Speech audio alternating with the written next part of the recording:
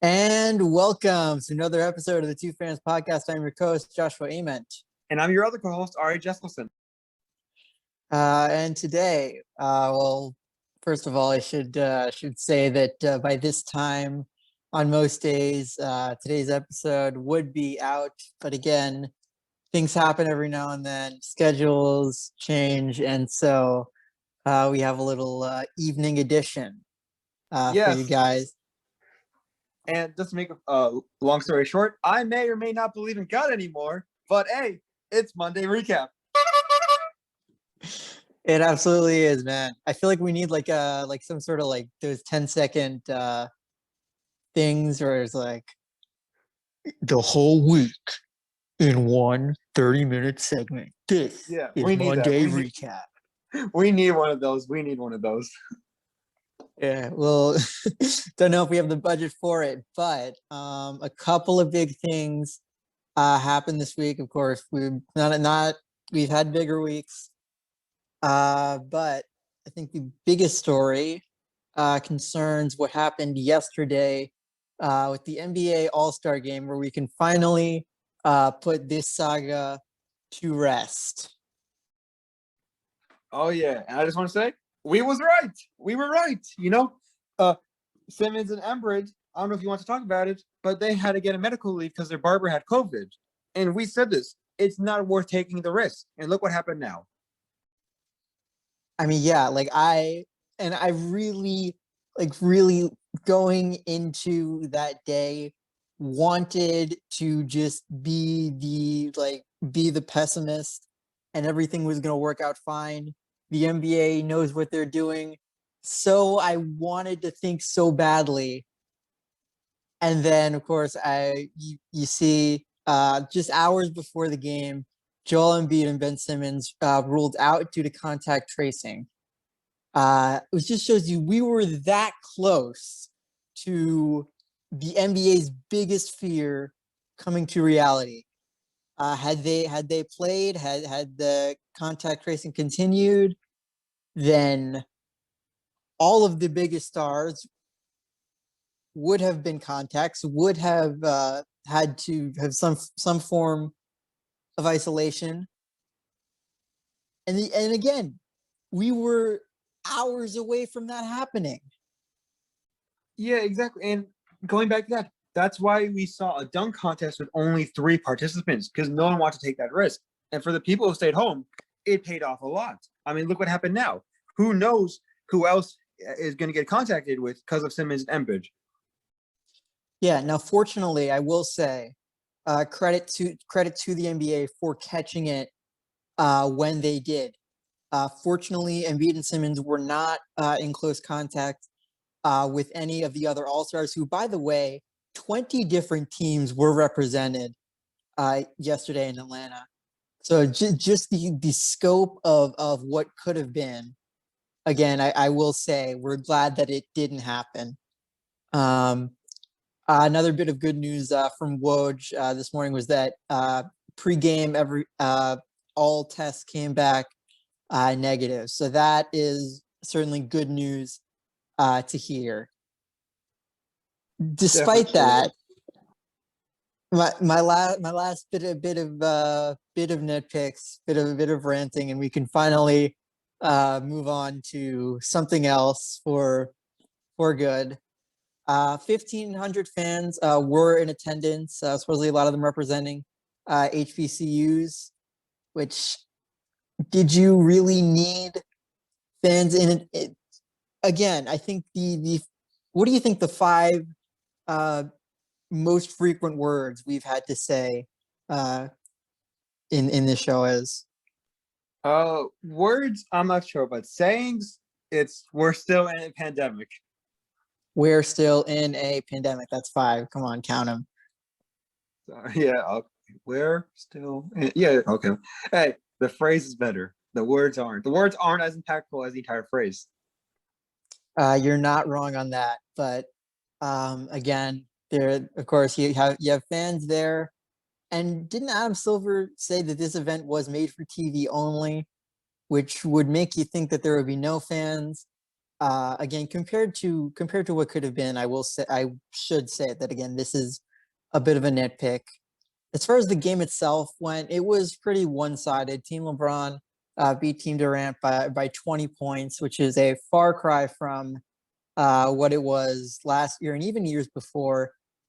So it just, again, the players did say that there was not a whole lot of excitement going into it.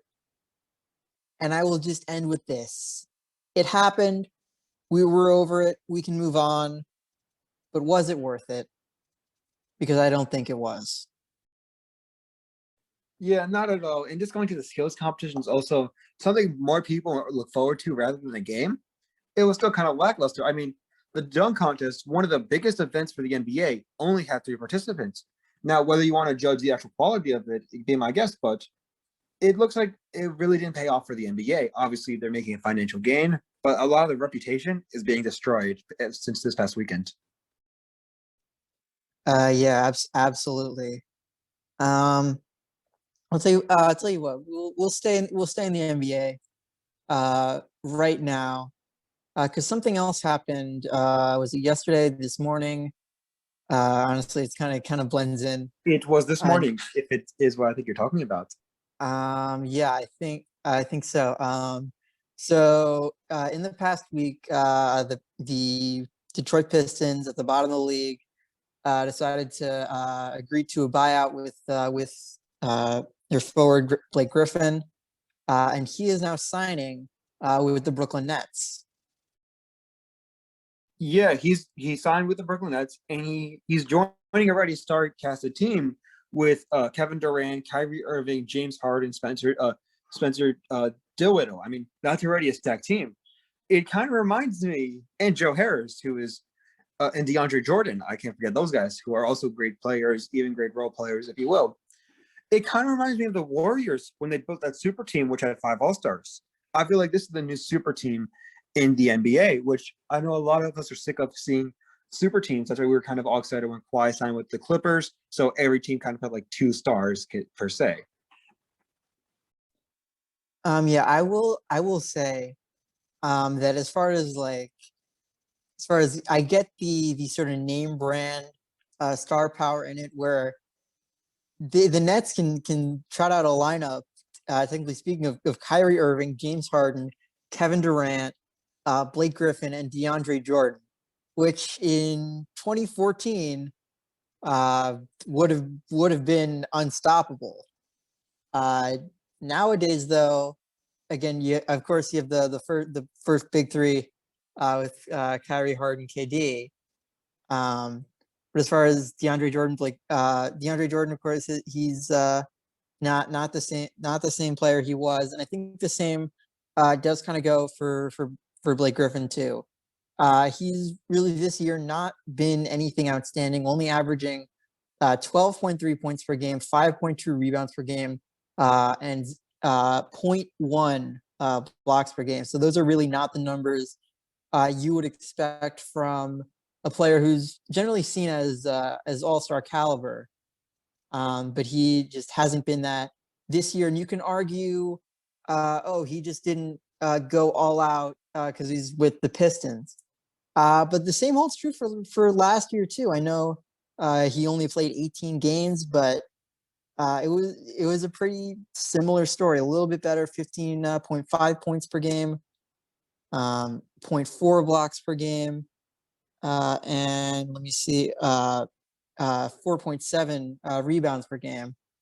So he's a couple of years removed from being an all-star. I think a couple of years removed from having the same impact that he did when the Pistons traded for him. So I think of course, like you can say that, oh, it's the Nets that the I don't know with chemistry, whatever, he'll gel, he'll improve. He will have a smaller role, so he really won't need to do as much, and that I get. Here I am rambling on. Ari, you have to have some thoughts on this, right? Yeah, obviously, because Blake Griffin isn't the same guy we all know him for as a dunk champion, as a dunk god, the Mob City or whatever the thing was called, Lob City. He's definitely a different guy. That's what happens when these players age. he still is a valuable asset to the team, but he definitely is a different guy. We've seen him in the past few years taking more shots, as obviously that's how the NBA changes, and that's the only way he could stay as an aging wonder. So while he may not be the same player on the court, he does have a lot of leadership opportunity. He is still a vet in the NBA. He still is a pretty decent player in when he's at his highest. At his lows, yeah, he's someone who should really retire. But as it highs, he could be one of those player coaches, something like Steve Nash did in his past, where he came in as an older guy, helped the younger guys out. He still is, while he may, and while I say again, while he may not be the same guy as before, there still is a lot of potential left with Blake Griffin, and he still has a lot in the tank. Yeah, I think if there's one guy who can turn someone into a Steve Nash type player, it's Nets head coach Steve Nash. So let me then ask you this question: do you think that the Griffin signing is impactful enough to launch the Nets not just to the 1 seed in the East, but significantly above teams like the Bucks and the Sixers? See, that's the issue I have with live sports. On paper, any team looks good. Look at the Chargers, for example. But execution is the main point. Without execution, what is the point of what's down your paper? Until I see Griffin play with all these guys, I can't really give a great answer. Because for all we know, Griffin doesn't fit in that system at all, and they just signed some old guy who really needs to retire. So I think while Blake Griffin is a pretty decent signing, I don't really want to make any final opinions or statements because I don't know what's going to happen. I want to see at least a practice just so I can see, oh, here's how his energy is, here's how his vibe is, here's the aura, here's how everyone's thinking of him. Until I see something like that, or I don't know. But I still think Blake Griffin is an older guy. On the court, at his best, he's great, again. But that's the problem. At his very best, I don't think it's enough to push them off the top. He still is an aging guy, and it takes a lot of him to be that guy. But until I see anything, I can't say anything. But to stay on the Nets players, James Harden got his number retired by the Rockets just after 47 days since he got traded by them. I mean, yeah, it was. Of course, he's had. I mean, of course, his best years in Houston. I will say that it was like you kind of said, just 47 days after being traded, so it was very quick. I think it's deserving. I mean, what more do you want me to say? Is it the right time? It's only been 47 days. Is it the right time to retire this guy's number? I feel like it's been too soon. I get why you want to do it as he's still playing, but right now there's still a lot of bad blood. It's too soon. And again, it hasn't even been 2 months. Is it really the right time to retire this legend number? Yeah, no. As far as I probably should clarify because I said deserving, of course, for what he did to the Rockets, I mean, definitely without the machine that was the Golden State Warriors, would have led the Rockets to an NBA Finals and maybe even a championship, maybe even multiple times too. But again, what like I said, I think it was at least a shock to me how it happened just so soon. I think they probably would have done them a little better to wait a couple of years or at least towards the end of this season. But I mean, at the end of the day, the thing we have to nitpick here is the timing of it. I think we can agree that this is a what's it called? That Harden deserves this honor.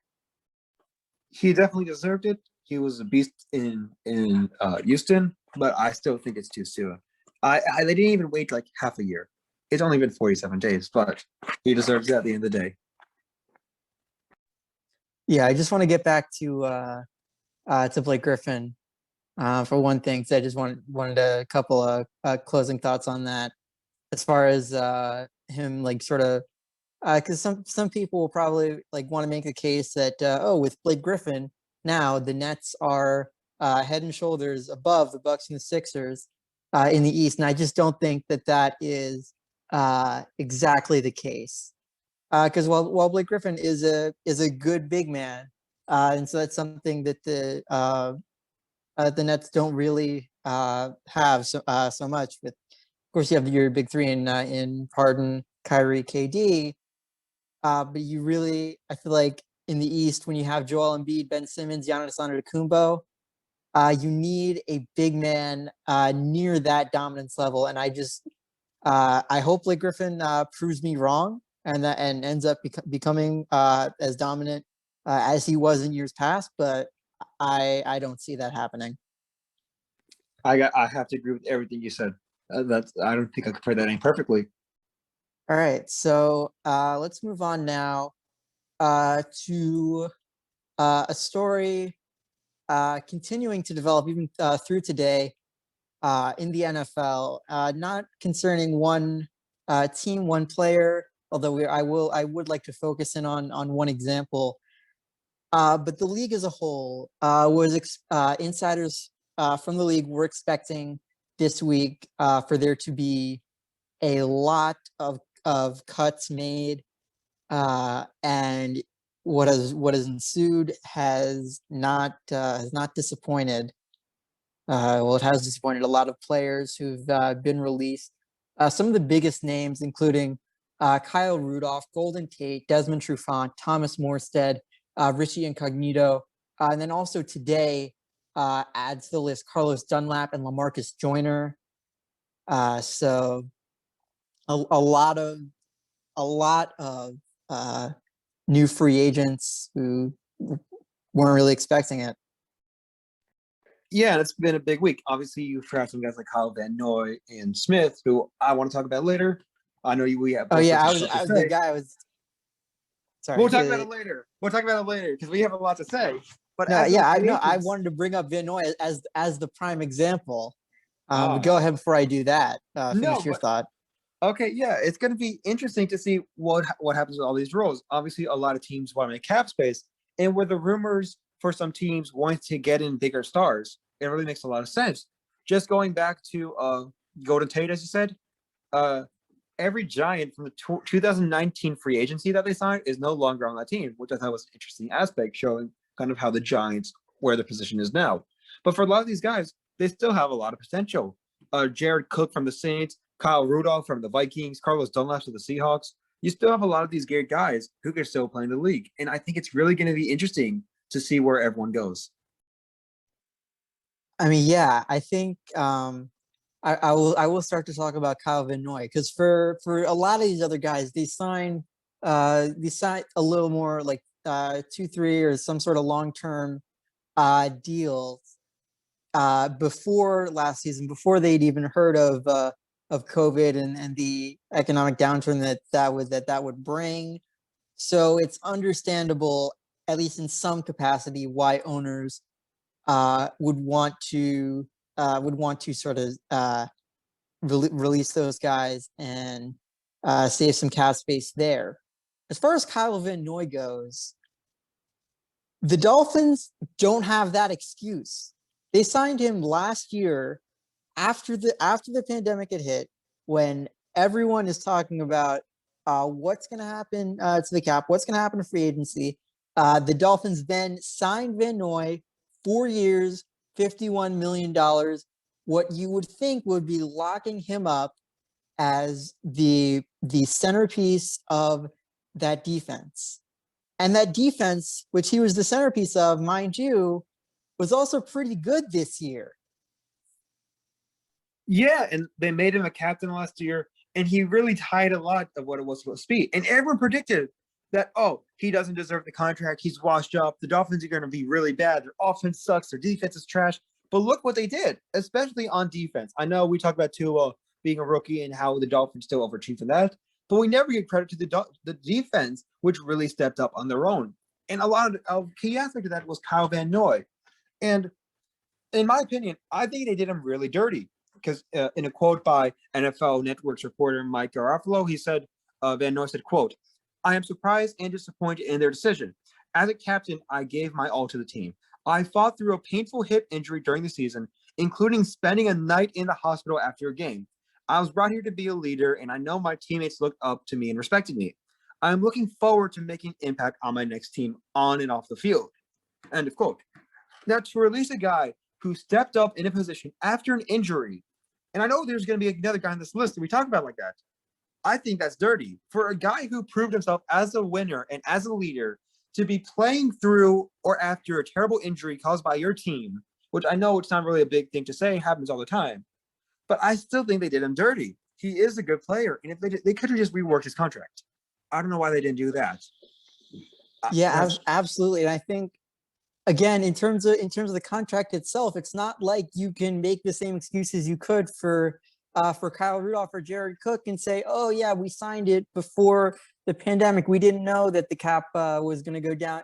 You knew the situation you were getting yourselves into when you sign him for that long-term a deal for that much money. You know you expect him to deliver, and if you had higher expectations for him, then your expectations are just too high. As far as I do want to talk a little bit about where Van Noy should sign next, I will say my pick would be the Carolina Panthers. We've talked about them as again one of the rising teams this year going into next. Of course, you have a lot of the weapons there on offense with Matt Rule and Joe Brady ready to coach them. The defense had a lot of rookies this year, including Derek Brown, Jeremy Chin, a lot of others I'm forgetting. And of course, I think it's only been a year since they lost Luke Kuechly, but I think that if they were to get Van Noy, which by the way, I should note, they do have the cap space for it, that can drastically improve their defense and speed up their rebuild, just like he did for the Dolphins last year. Definitely, and I think Carolina is the perfect place for him. Just a quick story. I know he's still love the NFL. Going on the Panthers, Thomas Davis is going to sign a one-day contract with the Panthers to retire as them. He played 13 of his 15-year career with them, and he leads the Panthers in tags. What a great career to him, and it's great to see him right off in the sunset. Yeah, I couldn't have said it better myself. Of course, legend there in Carolina, big part of that Super Bowl 50 run. And it's just, and again, how quickly the Panthers can rise, fall down to the bottom, and now look to be on the upswing again. So credit to Dave Tepper and what they're doing over there. Definitely, but that's why they got to act. They got to build that defense. The offense is looking strong. You got a great running back duo if you want to keep Davis. The receivers are great. Are great. A quarterback issue is something they need to work on a little bit. I do love Teddy personally, but I don't think he's the fit there. But Kyle Van Noy would be the perfect piece on defense to make it all sit together.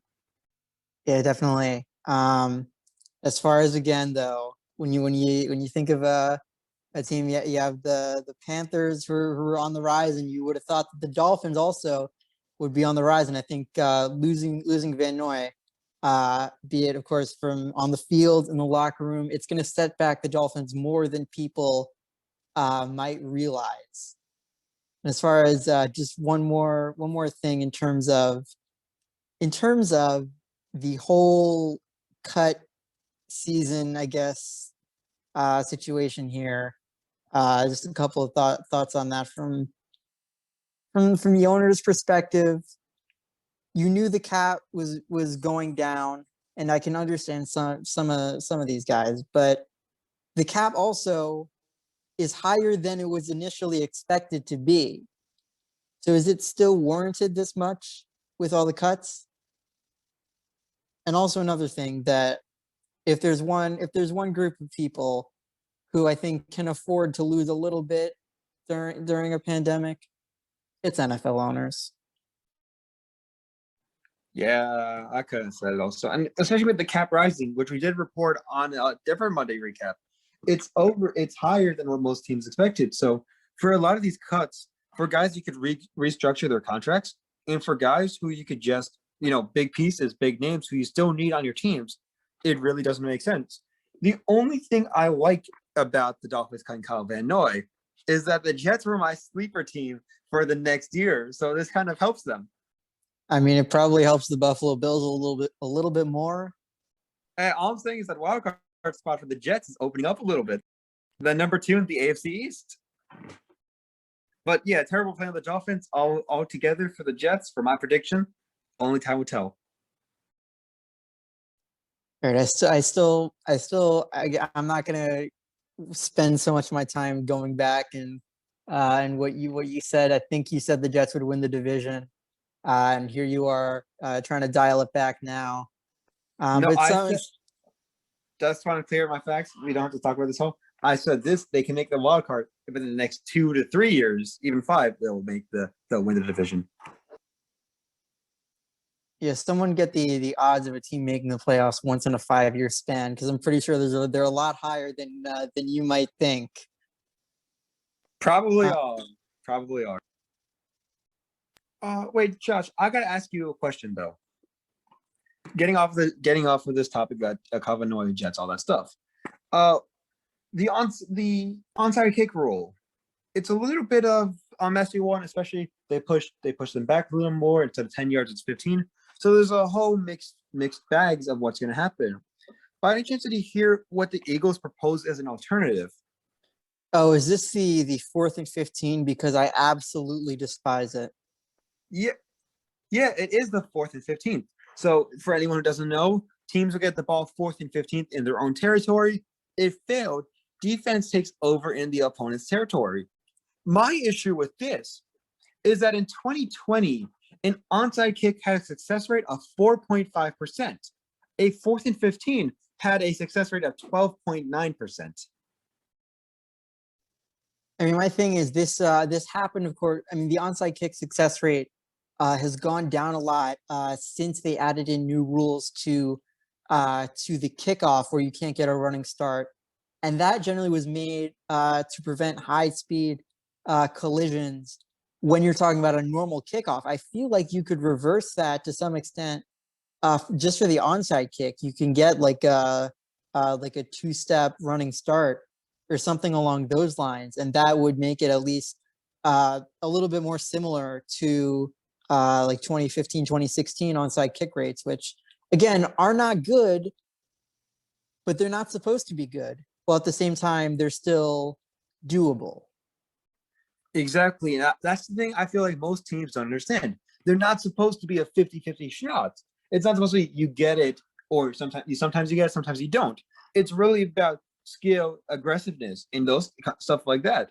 It's not meant to be, oh, this chance I might get it and this chance I don't. It's not supposed to be a 50-50. It's not supposed to be a coin toss. And with this new rule, it's kind of making it a coin toss.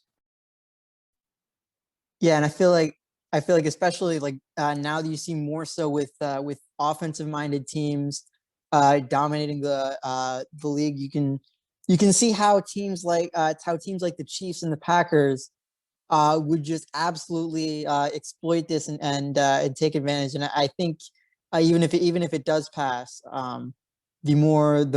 it really just discourages defense that much more. And I think that's just not going to be good for the league. Like maybe from an entertainment value, yeah, but it there's a certain extent you can trivialize the game, and this I feel like crosses some of that line. Definitely. It's really taking away the art of kicking. Obviously, we see a lot of digression from stuff like that. So it's really just taking away, the art of kicking in a way. Yeah, one more thing about the NFL, unless you have anything else you want to talk about, is that today the league has not released their salary cap limit. What does that mean for stuff that you should care about? It means that the deadline to franchise tag a player has been pushed back to tomorrow, which is going to delay free agency even more. So it's been a year, and things are roughly the same. Oh yeah, I can't agree with you more on that. Except Justin Simmons, I feel like he's the only guy to get franchise tag yet, but it's going to be a sluggo. Yeah. Let's move now to a better story, of course. This past week, middle of the week, Yankees manager Aaron Boone had to step away from the team for a little bit. He needed heart surgery. He sent video to all his guys saying explaining sort of what was going on, reassuring them that he would be okay. And this weekend, he was back in action with the Yankees. Yeah, it's great to see. Obviously, no matter what your opinions are in sports, if a good guy goes down for whatever reason, no one likes to see it. He's a great for the Yankees, pretty decent guy for the community. So it's just great to see him back out there. Yeah, absolutely. Of course, it's great to see. It was like whenever you hear something like that, breaking a bone and tearing your ACL, like those are like those are some things that are horrible to watch and hear about. And like when I hear about something when I hear about something like this, it sort of puts those into perspective. So again, it's good to see that everything is working out. And who knows, could be a reason why I may not hate the Yankees as much this year. Yeah, for Boone, I'm not going to hit the Yankees. I obviously like the guy. I think he's great for the community, great for the team. But everything else besides Boone, I can hit the Yankees for. But I just said as much, not completely. okay, fine. Okay, I get that then. But just staying to the Yankees, the MLB is set to host an annual Lou Gehrig Day to raise money and awareness for ALS. The day will be on June 2nd. On a statement released by the MLB, it says, quote, "The focus of Lou Gehrig Day will be on three pillars: remembering the legacy of Gehrig and all those who lost to the disease that bears his name, raising awareness and funds for research of ALS, and celebrating the groups and individuals who have led the pursuit for cures. This special occasion follows a campaign led by the Lou Gehrig Day Committee, which is comprised of individuals, families, and friends affected by ALS, as well as organizations leading the way of awareness and fundraising for the movement to end the disease."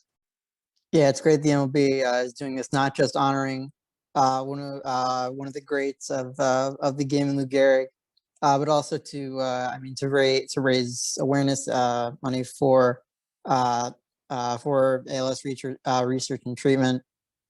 So not a lot of good things that have happened the past couple of years, but this I would put in that category. Oh, definitely. And it's the classy move to do. It's the right move to do. And that's all it was. The MLB.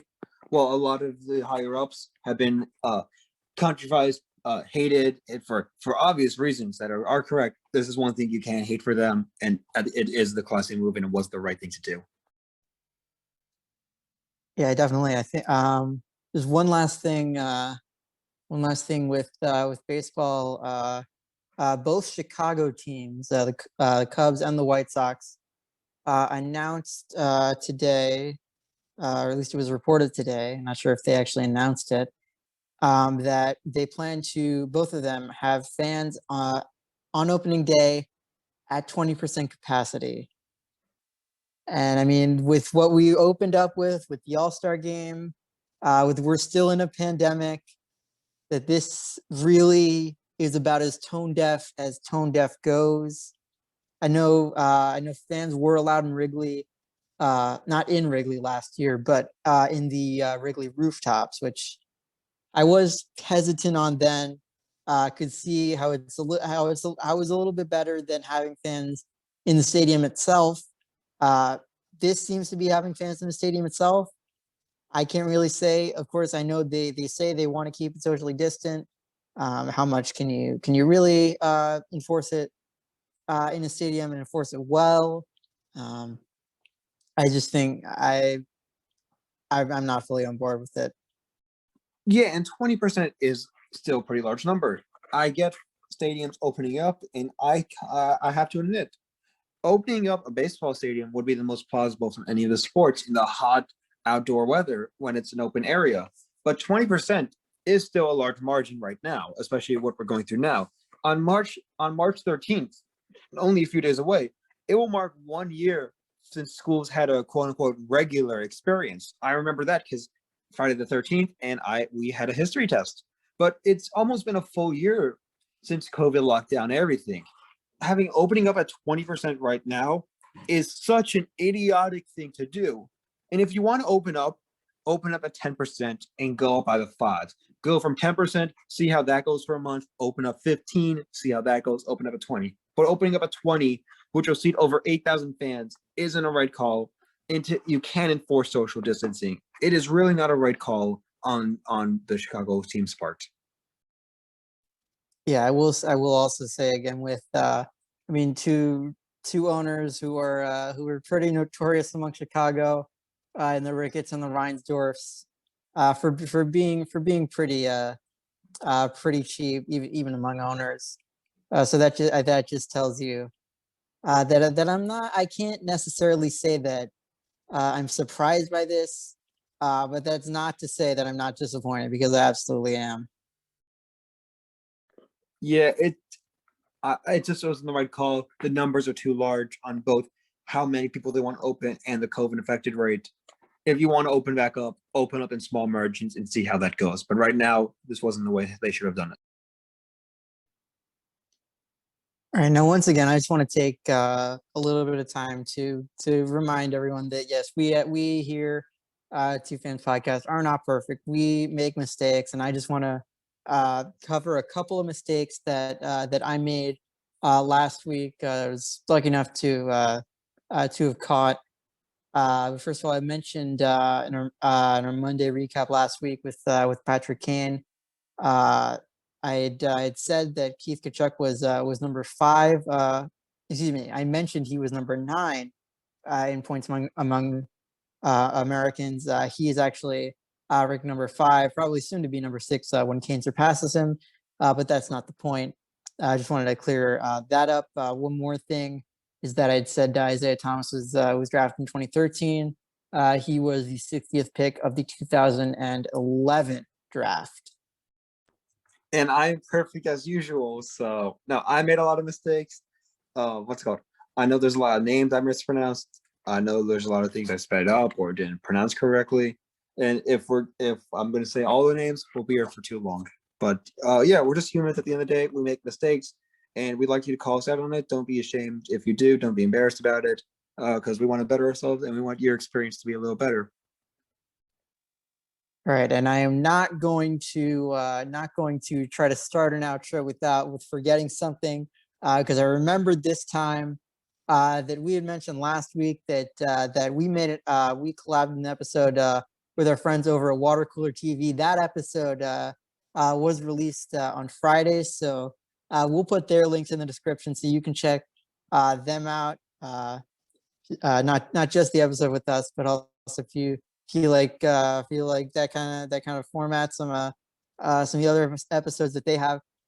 There's some great people, so go check them out. And of course, if you have any questions, comments, or something you want us to talk about, you can always email us at number 2 fanspodcast@gmail.com. We do this every single day, Monday through Thursdays, hopefully at an earlier time than today. But I digress. Did I miss anything in the outro? You can email us at twofanspodcast@gmail.com. No spaces, no capitals, and the number 2. I'm pretty sure I didn't miss it. Look back, let Ari know that I got that right. But until next time, we will talk to you then.